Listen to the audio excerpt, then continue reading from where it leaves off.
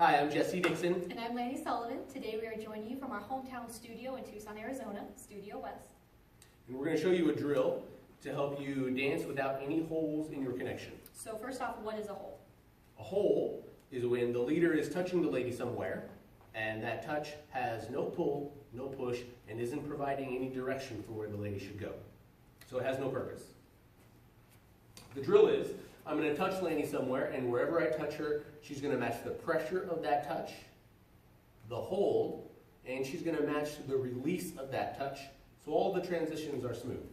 And we can touch anywhere. We can touch on the side of the rib, the side of the head,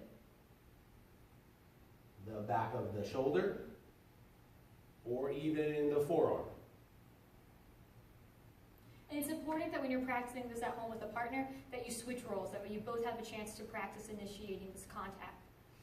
So when I'm looking at my partner, it's super easy just to focus on this anterior part of his body, but it's super important that I maneuver the back and the side as well.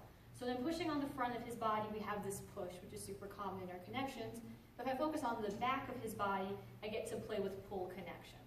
A second thing to think about is to practice having two contact points that are working simultaneously. For example, I'm pushing into him, but then I'm also initiating contact with his hands. Now we have two connection points of varying intensity and duration that he has to manage. One of them is releasing sooner than the other. Now all the focus is in the hand.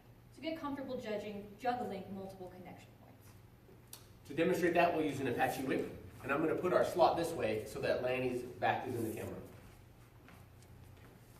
So at this point, I have pressure on Lannie's back with my right hand.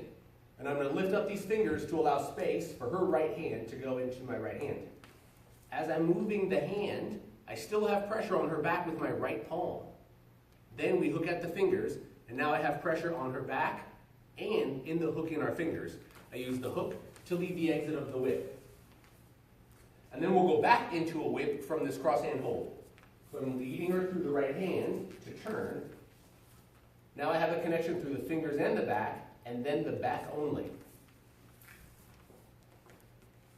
So even though the transition is quick from hand to back and then back to hand, it's important not to have a hole there. And we'll show you the pattern from the front one last time just so you can see it in its entirety. And the lack of holes allows me to really know where my partner is in the timing and in the pattern and just a general sense of consistency in our dancing. Back and hand to hand only. Hand and back to back only. Awesome. And this would apply especially to all of your advanced patterns. Any pattern that has transitions or connections that go through different body parts on the way. So a duck to a telemark, for example, would be leading through the hand. Now I'm leading through the hand and the tricep to tricep only.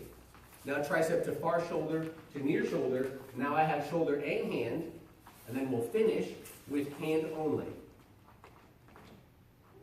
Thanks for watching. I'm Jesse. And I'm Lannie. Have a very happy New Year.